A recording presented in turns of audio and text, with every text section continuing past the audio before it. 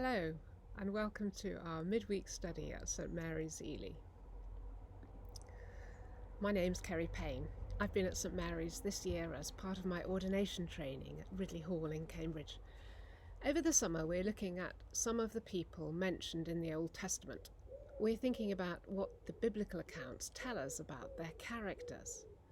They all have a part to play in the Bible's account of God's plan to bring us into his kingdom through his son Jesus.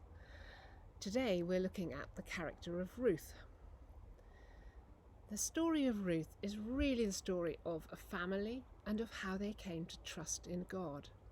And from Ruth we learn that actively trusting in God's providence brings security and blessing for the future. We're going to be looking at chapter 1 of the 4 chapters that make up the book of Ruth. Logically, there is no reason for us to know the story of Ruth. She isn't even an Israelite. She comes from Moab, which is to the east, the other side of the Dead Sea from the Israelites. We meet Ruth in the days when the judges ruled. Now think of judges, and you probably think of somebody like Lady Hale, or perhaps recently appointed Judge Mark Lucraft in Norwich, or maybe Rafia Arshad, the first judge in the UK to wear a hijab. But this was a period when, time after time, God would send a man or woman as judge to rule over Israel and bring the Israelites back from the brink of another disaster that the Israelites had brought on themselves by drifting away from living in accordance with God's law.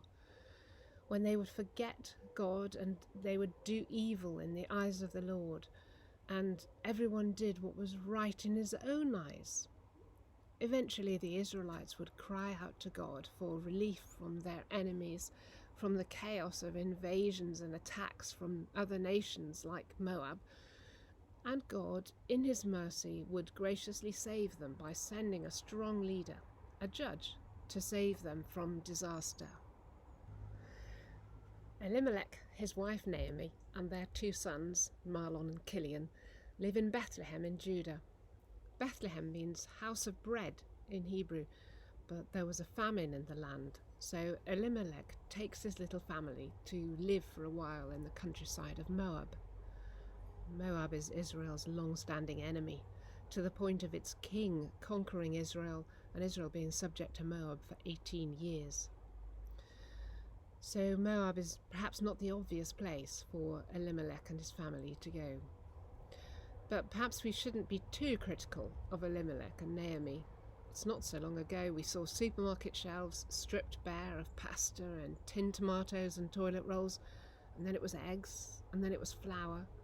So we're not going to judge Elimelech for taking his family to the fields of Moab in the hope of finding food there. When we meet Ruth, 10 years have gone by since Elimelech and his family left Bethlehem for Moab countryside. Elimelech has died. The 2 sons, Mahlon and Chilion, both married Moabite women, Mahlon marrying Ruth and Chilion marrying Orpah. But Mahlon and Chilion have also died. Naomi is left without her 2 sons and without her husband. And then Naomi hears that the Lord had come to the aid of his people by providing food for them.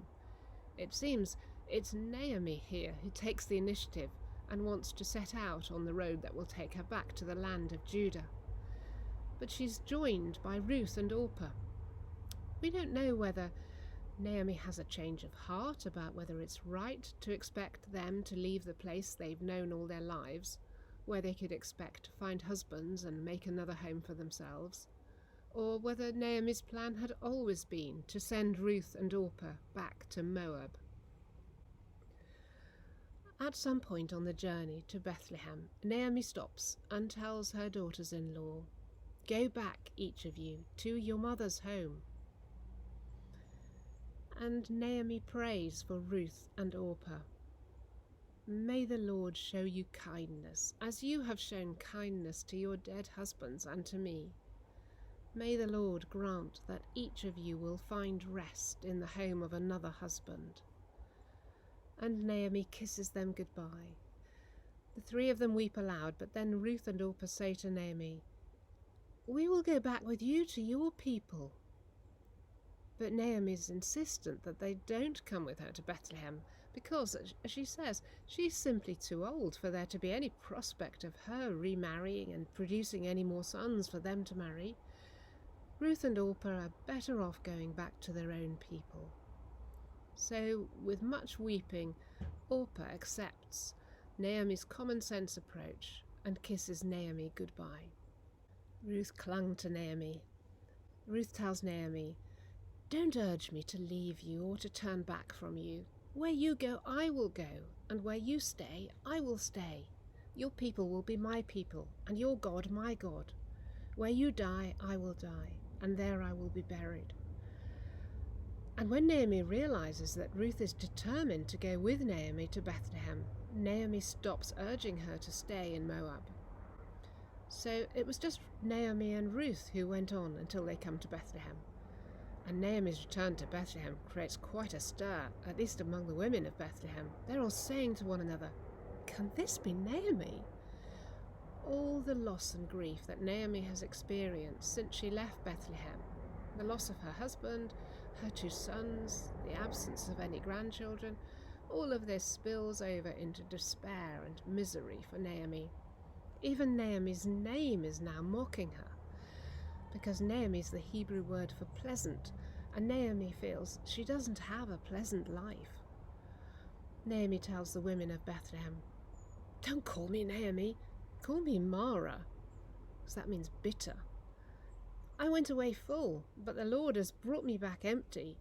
Why call me Naomi? The Lord's afflicted me. The Almighty has brought misfortune upon me." You might have noticed in the Bible that when people come to a turning point with God, God often gives them a new name, a name that will have a significance for them in their new life with God. So God says to Abram that he's made him a father of many nations. He changes his name then from Abram, which means exalted father, to Abraham, which means father of many. And when Jesus tells Simon that he will be the rock on which Jesus will build his church, Jesus changes his name to Peter, because Petros, Peter, means rock in Greek. And you can think of many more examples. But this isn't God saying that Naomi's name must be changed. This is Naomi herself wanting to change her name. Naomi and Ruth don't know it yet, but this is yet another turning point. God is about to intervene again, using the kindness of Ruth toward Naomi, her mother-in-law, and the kindness of Boaz, Elimelech's relative, to Ruth and Naomi, to change the history of this family. Chapter 1 ends by telling us, "So Naomi returned from Moab, accompanied by Ruth the Moabite, her daughter-in-law, arriving in Bethlehem as the barley harvest was beginning." Notice that God brings Ruth and Naomi to Bethlehem at just the right time, just as the barley harvest is beginning. This is a new beginning for Ruth and for Naomi, and for the family that the Bible has been tracking since the first chapter of Genesis, as God has been challenging the family, pushing them, guiding them, and blessing them. And Ruth plays a key part in that family's new beginning, becoming one of only 4 women whose names are recorded in Jesus' family tree.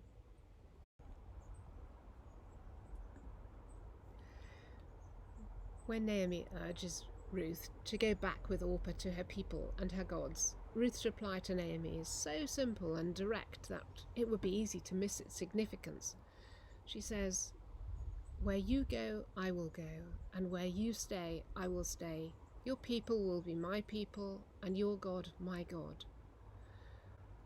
I wonder what gave Ruth the confidence to go with Naomi to Bethlehem and to make Naomi's people her people and Naomi's God her God.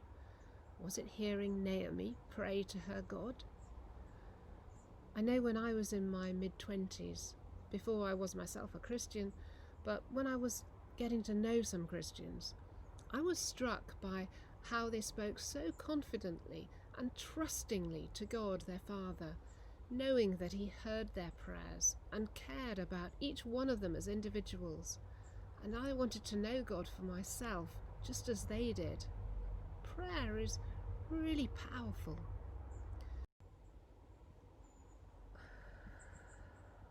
We now have some questions to think about before we go on to the next part of Ruth's story. When you've heard the questions, you might like to pause the video to think about them, and perhaps if you're watching this with somebody else, to talk about them together.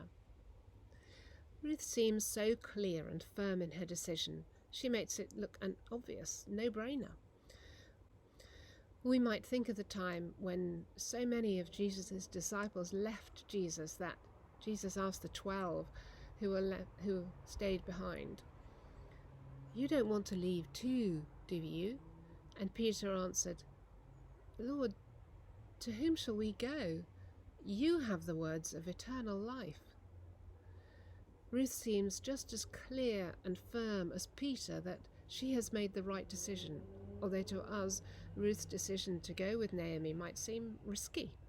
She's turning her back on her people and her gods and making Naomi's people hers and Naomi's God her God. So our first question is, have you taken a risk in following God's calling on your life? What encouraged you to make that choice? Ruth understands the adjustments that will be demanded of her in going with Naomi to Bethlehem, and she's determined to make them. The second question is, what are the challenges of leaving the old life and starting afresh with God? And our third question is, having committed to a new way of life, what helps you to keep going forward and not to look back at what might have been?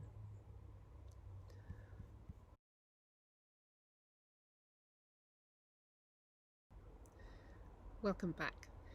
We're going to find out now what happens in the next part of the story. We're going to find out how God answers Naomi's prayer. "The Lord grant you will find rest in the home of another husband." And we see that actively trusting in God's providence brings security and blessing for the future. So, what happens next? Ruth takes the initiative, and with Naomi's approval, Ruth sets out for the fields around Bethlehem to pick up the grain left behind after the harvesters have gone through the fields harvesting.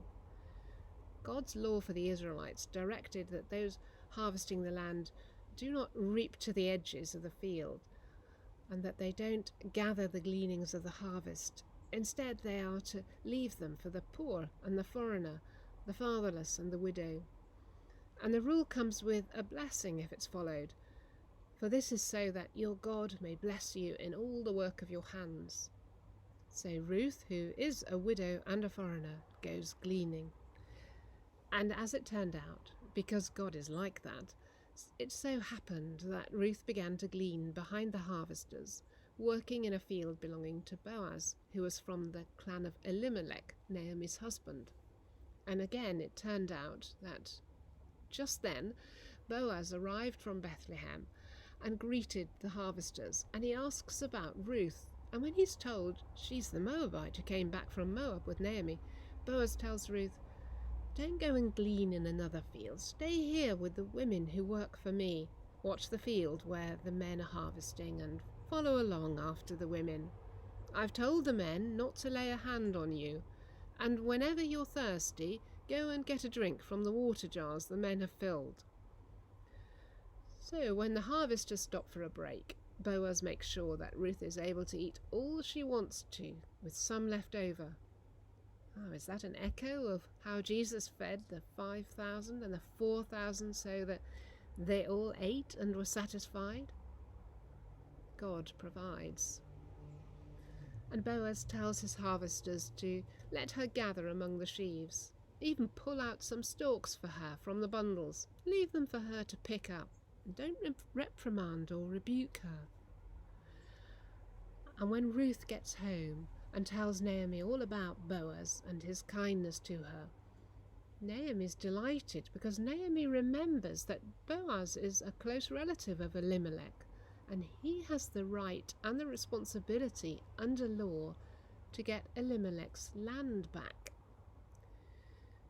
When Naomi first came back from Bethlehem, she told the women of Bethlehem, "I went away full, but the Lord has brought me back empty."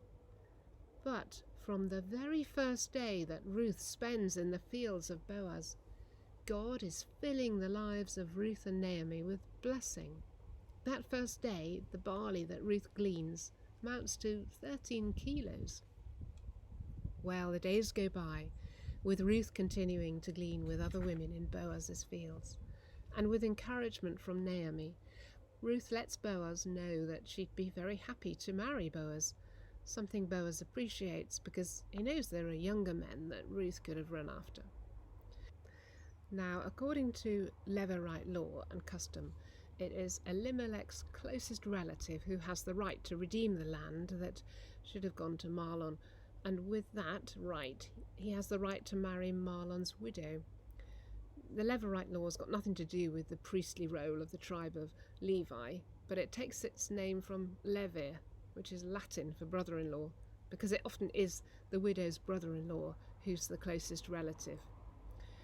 Boaz gives Elimelech's closest relative the opportunity to redeem the land and to marry Ruth, but when that relative steps aside from that, Boaz does everything necessary to buy the property from Naomi according to law, even down to taking off his sandal and handing it over as a sign that this is a binding legal transaction.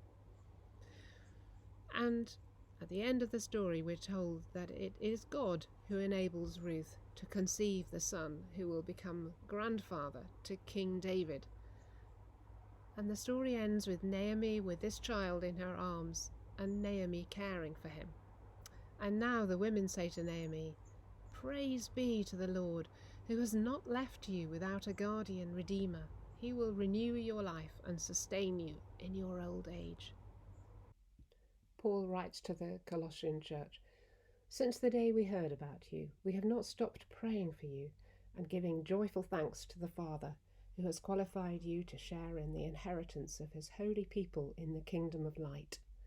For he has rescued us from the dominion of darkness and brought us into the kingdom of the Son he loves, in whom we have redemption, the forgiveness of sins."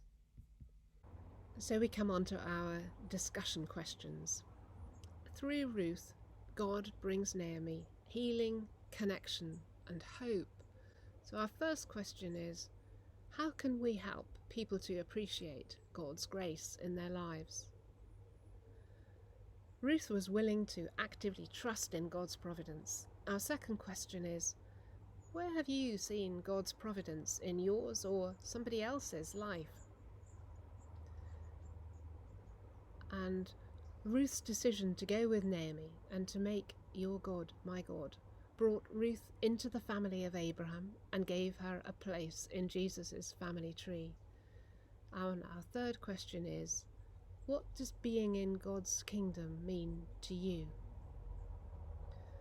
So you might like to pause the video and to think of those questions on your own or with somebody else. Hello again. We're going to end our time together with a prayer. Loving, gracious Lord, forgive us when we are so preoccupied with writing our own narratives for our lives that we can't see that you have a better plan for us